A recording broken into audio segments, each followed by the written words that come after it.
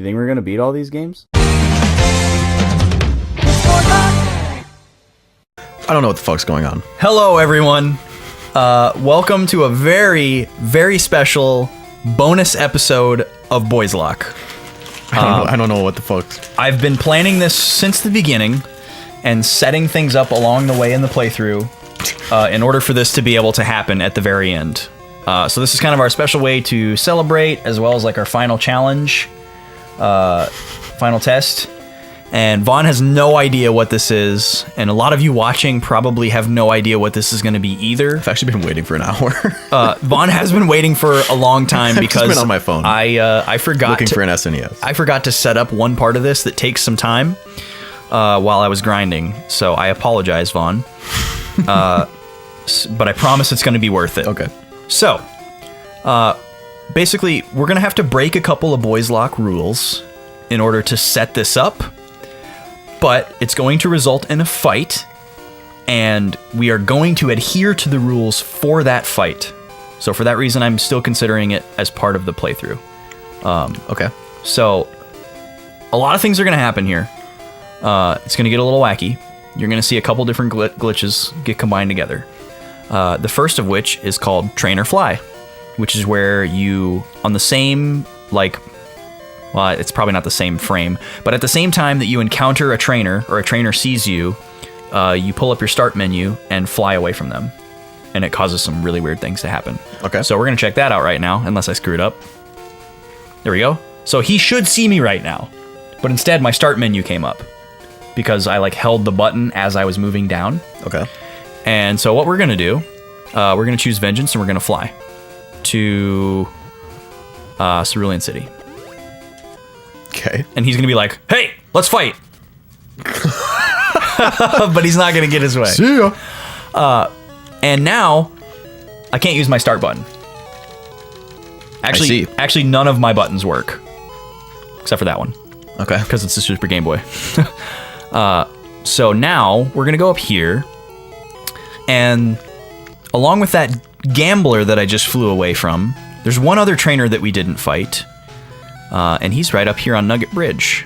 I just so conveniently never fought this guy. Okay. He also has a typo in his text box.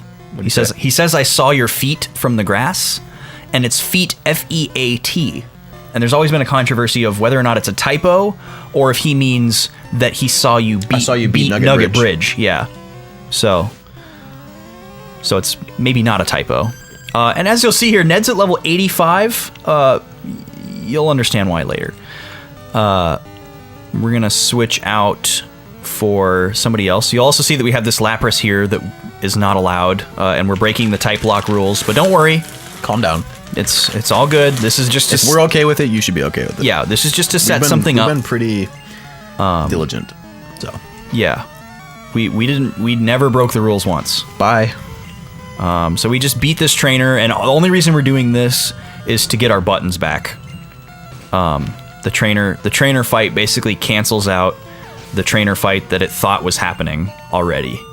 Okay, so I forgot now that we goofed. Yes, but it also sets up some other stuff. So now, that's good. And now we want to fly again, now that we can do things. And we're going to go to Pinktown, Fuchsia City. Cool. And we're going to hop on the bike because we like to get there quickly. Speedy. Yes. And then we're going to be searching for a special Pokemon.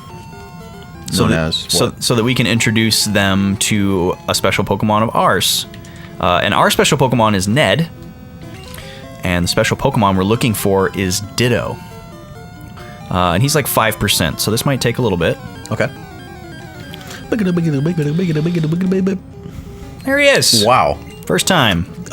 Was that supposed to happen? No. That was just dumb luck. So here's what happens. The reason why Ned is at level 85 is because we needed his stats to get to a very specific point. Now, Vaughn, what is Ned's special stat?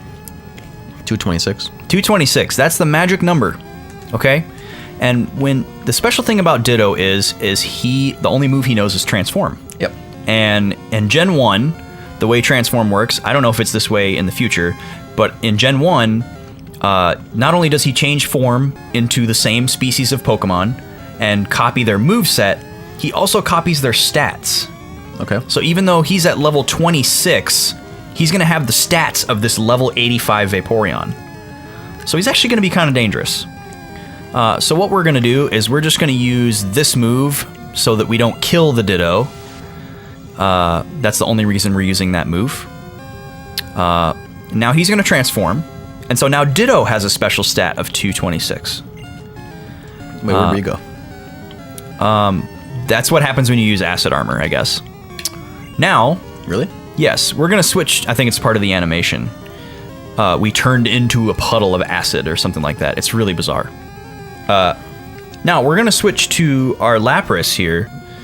And the only reason we're using Lapras is because it knows the move Growl. Also, it's a good thing that we're at level 93 because we don't want to die before we can use Growl. We need to use Growl 5 times against this Ditto. Okay. So we don't care what it does as long as it doesn't kill us or itself. Okay, so there's one Growl. And there's two.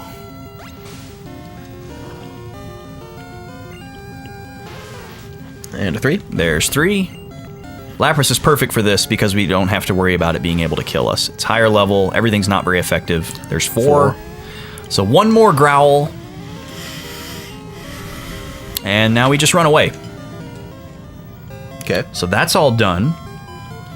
And now comes the cool part, Vaughn. We fly one more time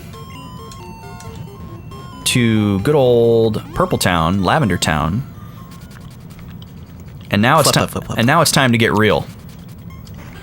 We're gonna switch in our Elite Four BOYSLOCKE team. Our Fab Five. You like that? And if anyone is copying this glitch at home, it's very important to know that at this stage right here, when you're getting your team ready for the fight, do not heal in the Pokemon Center because you'll screw up the glitch. So we're putting away Ned, we're putting away No. So don't be a dumb. And then we're withdrawing... Be a smart. Nork. So... Man who saw no time. Maybe he'll get some time now? When whatever's perhaps about to happen. Perhaps. So, Runugu doesn't have full health, but that's fine. He's only missing 2. We're not going to bother resetting the glitch just so he gets those 2 HP back. We could actually use a potion if we wanted, but I'm not even going to worry about it. Just in case that messes with the glitch, but I'm pretty sure it doesn't. Wait. So, here's our Fab 5. Wait. What? What, Vaughn? We lost Vengeance. Oh, I'm sorry. I forgot I still had Vengeance. Okay. Yeah, that's actually very important. We have to say goodbye to Vengeance. We were using Vengeance to fly. Who are we missing then? Oh, we're missing Tool Time. So here he comes. Now, before we do this final thing, we have to have one more sad moment and say goodbye to Vengeance. Bye, Vengeance. Fly on to beautiful golden skies. Yes. We'll miss you, man. Goodbye, Vengeance. You were absolutely essential. He was a treat. We're glad you lived to have your moment, though. Farewell to the best bird. The best bird. Gen 1 best bird.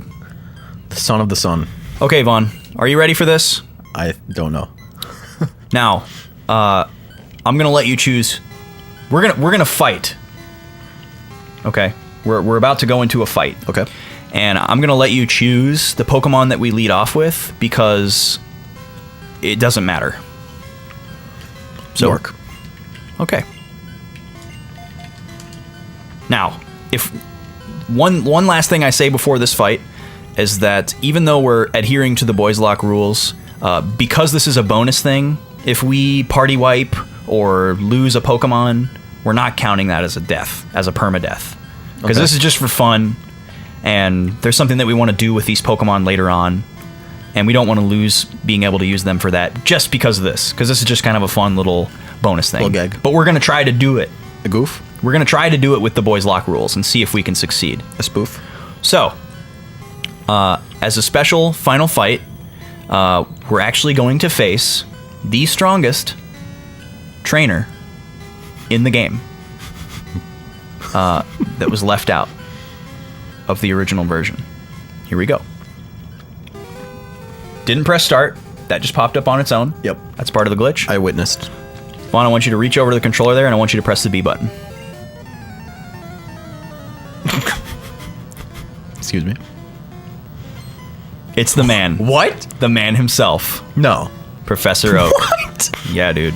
This is the fight. So, it is believed that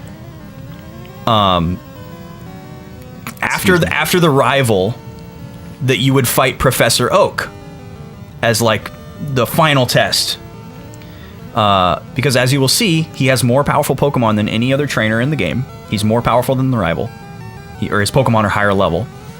And the really neat part about this is one of the biggest like plot complaints or general complaints about a lot of Pokemon games is what happens to the one starter Pokemon that you and your rival didn't choose. Yeah. That just sits on the table for the whole game. And like Oak just is making him buff. That's the answer, Vaughn. So that poor little Bulbasaur that you thought was trapped in forever and on just to die on that table and rot at level 5, he belongs to Professor Oak. And let me tell you, he's been working on him. Okay, holy shit. So here's Tauros. That's a bad start. Yep. But Tauros is scary. Look at this, Spawn. We have a super effective move. Am I psychic? So you made a good no, actually you're fighting type. Spawn's a fighter. He got him. All right, so we're gonna get outsped, and we might die, but we might be able to one-shot him. Okay. If we live. Okay. Oh, wow. We lived. He took some recoil. That's gonna help us out a little bit. Hopefully this recoil doesn't kill us. Okay, we didn't kill him.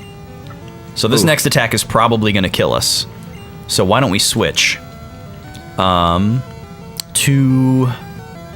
someone that can take a nice little hit. Let's go with Runu? Yeah, let's go with RNG. I wonder if we got good. Fast, I wonder if he is, but we're still gonna get outsped. Oh, nice tail whip. Is Tauros just like a beast? Tauros is one of the most OP Pokemon that there is. Yeah. Really? I'm not gonna be too pompous and think that a bite will kill him, so I'm gonna use Flamethrower just in case. Cool. And it looks cool. And we didn't use it against the Elite Four. We did once. That's right. Oh, hey, look, Exeggutor, perfect. We'll burn him. We're gonna use Flamethrower again. And this Exeggutor also has the same crappy moveset as, oh, that's beautiful. Sweet. I wonder if we're getting RNG God status because we have a Pokemon named RNG. That could be. And we're using them. Yeah. So. Here's his Arcanine. Very strong. Very strong. That's actually horrifying. Yeah.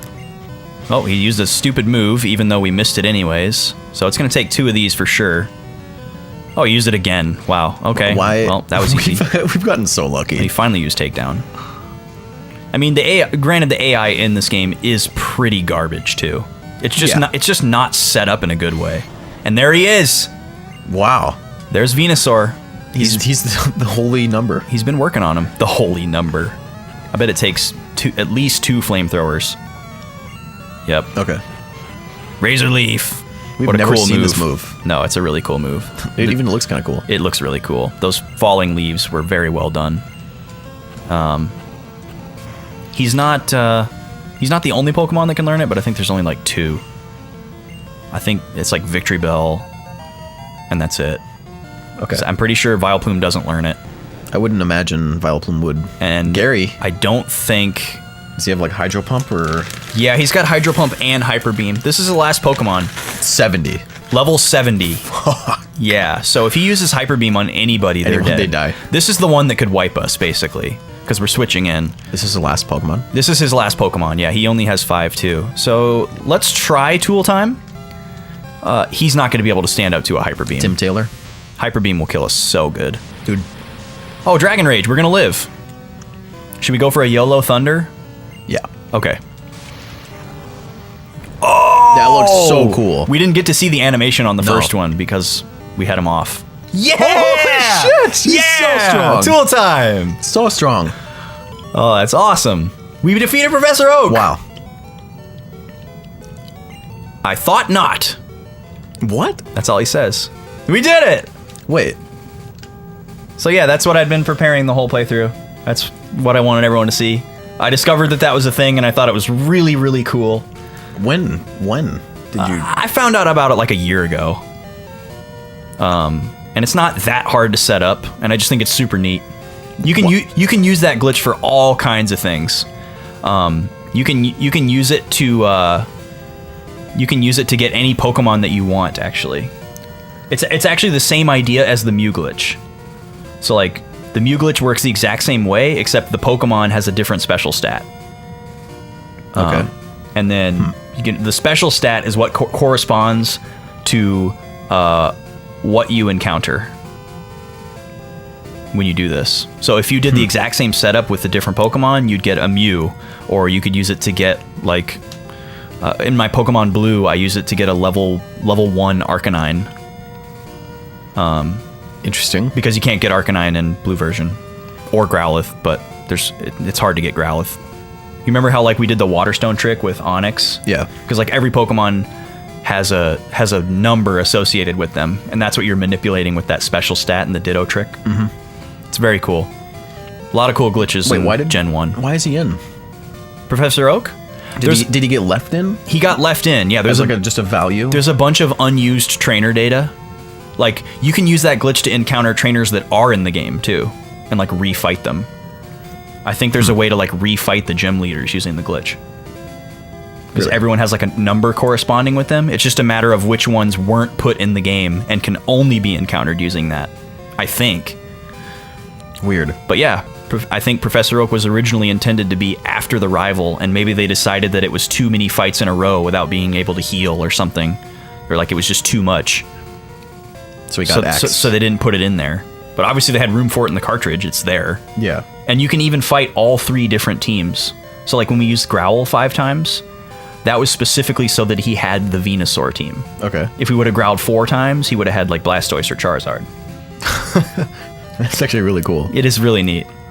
So that's it, guys. That's truly it for Boys Luck. Isn't there like a way you can get like fucked up Lance to appear? Then you kill Lance. Like Lance as a Pokemon. Oh, there's all kinds of weird stuff like that, man. If you guys are interested in this kind of stuff, go to Bulbapedia and search Glitch Trainer, and that'll show you a lot of really cool stuff that you can do with this same glitch. There's like glitch Pokemon you can encounter, like if you set it up with a number that's not associated with anything. There's also a page on Bulbapedia that's just like a list of red and blue glitches, and there's like over 200 of them or something like that. There's all kinds of really cool stuff you can do with this game. So if you've played this game a lot but you've never messed around with any of those glitches, definitely check it out, because like there's only a few of them that actually are dangerous to your cartridge. Like all the ones like this, it's not dangerous to your cartridge at all. So it's our save is still okay? Yeah, there's nothing is corrupted. And obviously we used the missing no glitch to get some money and all the levels on those Pokemon, you know, as you can see with the underflow tiles there. You know, all that stuff is super safe. You won't, the only way you can hurt your cartridge is if you use a glitch that uses save corruption. And none of these do that. So okay. It's super safe if you guys want to mess around with it.